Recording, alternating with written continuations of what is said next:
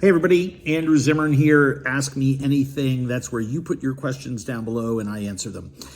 George and Colleen asked, when were you at your worst financially? How did you turn things around? What were the lessons? I was a homeless street addict and alcoholic and had nothing, owed everyone, user of people, taker of things, and by the grace of God got sober.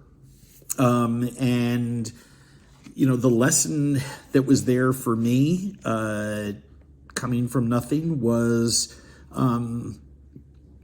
if I put aside the focus on things and just, you know, put one foot in front of the other and did the next right thing, and regardless of how little I had, tried to turn my attention to helping others, that my problems would diminish in size and I would be given what I needed. And that proved to be the case for me.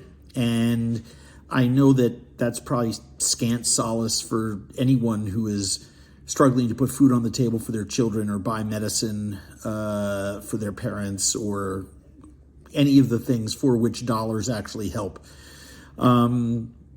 I do believe this is the greatest country in the history of the world, and we owe it to everyone who lives here to provide those basic human needs for them.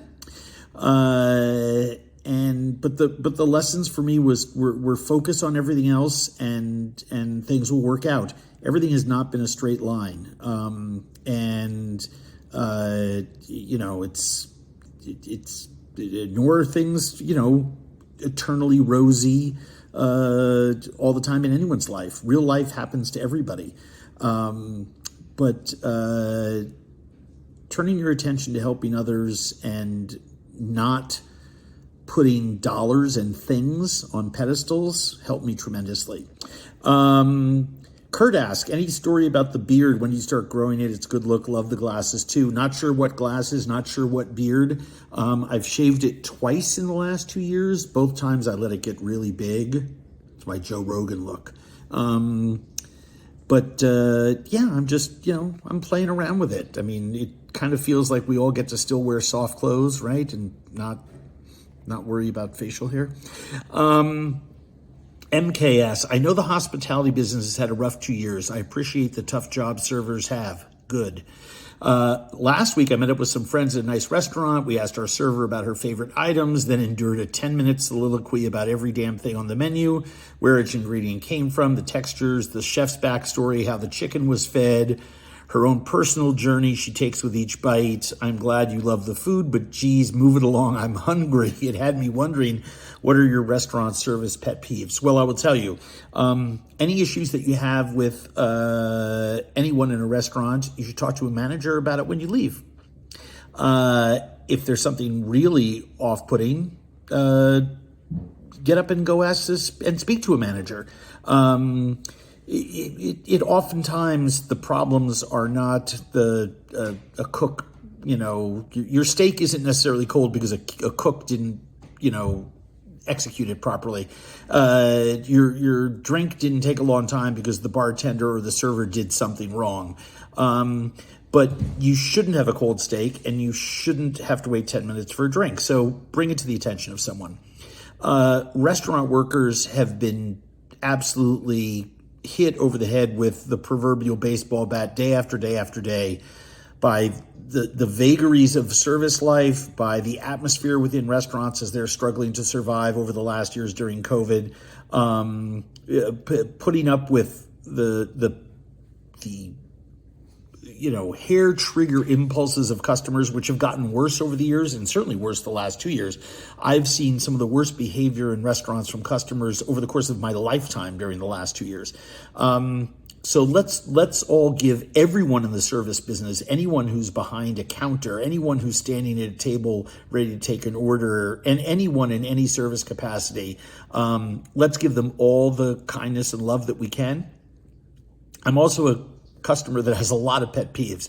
I just want, doesn't matter whether if I'm in a diner having, you know, $4 plate of eggs and toast, or whether I am in a temple of gastronomy halfway around the world, I expect just common sense. Let me order my food, make sure that I have the basics that are taken care of, make me feel like you want me to be under that roof. I think that's basic, hospitality 101.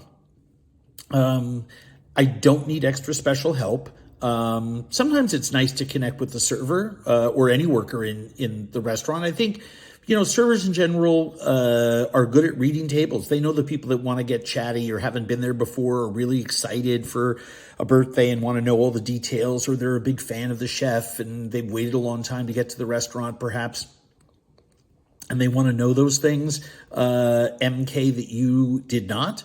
But I think in general, people would just like to be there with their guests, enjoy their time with their friends, and let the restaurant's entire team, both those in the kitchen and on the floor, work cohesively to practice great hospitality all around us and create an atmosphere where that can happen. I think that's management's responsibility in a lot of cases, which is why I say always talk to a manager. I personally don't like, some of the cliched stuff that we all do, don't refer to, chef would like to tell you that, it's like, oh my God, there's some kind of language that I do think needs to be sort of trained out of folks. Again, that's a management issue. It's awkward. It was awkward for me at first when servers, it became popular for them to introduce themselves. But I kind of like it now because it gives me a place to connect human being to human being. Maybe that's just a COVID thing. But they know our names because it was on the reservation. And so it's nice when someone says, "Hi, I'm Bob. I'll be taking care of you tonight."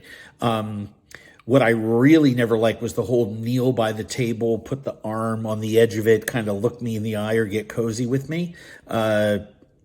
That stuff never really felt right. I just want basic hospitality and really good food. That's all I care about. And it doesn't matter what kind of environment that's in. I just want to be taken care of and have really good food.